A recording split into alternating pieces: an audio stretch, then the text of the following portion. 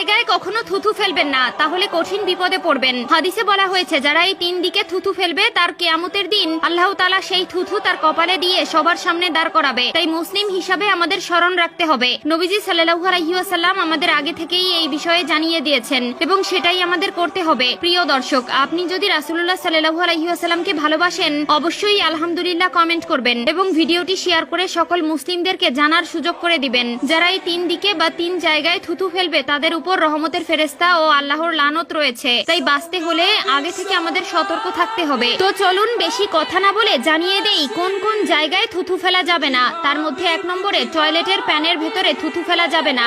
আমরা যে মুখ দিয়ে খাবার খাই আবার যেইখানে মলত্যাগ করি সেখানে সেই মুখের বস্তু ফেলা যাবে না। এখনকার দিনে অ্যাটাচড বাথরুম বেশি রয়েছে, যেখানে আমরা গোসল করি, অজু করি এবং টয়লেটে মলত্যাগ করি, সেখানে থুথু ফেলা উচিত নয়। বিশেষ করে টয়লেটের একদম মধ্যে থুথু ফেলা থেকে বিরত থাকতে হবে। এটা হলো আদবের খেলাপ। অবশ্যই আমরা প্রত্যেকটি জায়গায় রাসূলুল্লাহ সাল্লাল্লাহু আলাইহি ওয়াসাল্লামের সুন্নত মানার চেষ্টা করব।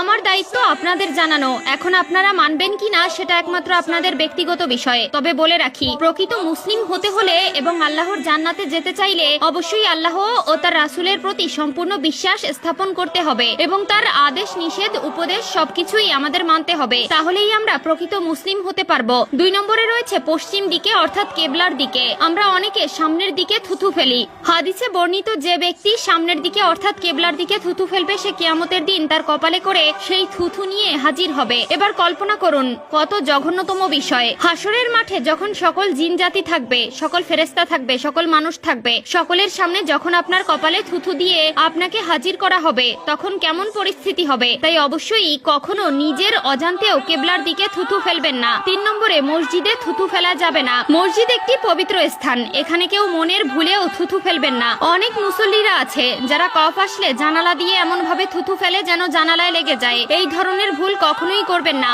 রাসূলুল্লাহ সাল্লাল্লাহু আলাইহি ওয়াসাল্লাম নিষেধ করেছেন। এই ধরনের লোক আমাদের সমাজে অভাব নেই। মসজিদ হলো আল্লাহর ঘর, সেটা পরিষ্কার পরিচ্ছন্ন রাখা আমাদের দায়িত্ব। যদি থুথু ফেলতেও হয় এমন ভাবে ফেলতে হবে যেন মসজিদে ছিটে ফোঁটা না পড়ে বা মসজিদের কোথাও লেগে না থাকে। কিছু জায়গা বা দিক রয়েছে যেখানে থুথু ফেলা সম্পূর্ণ ইসলামে নিষেধ রয়েছে।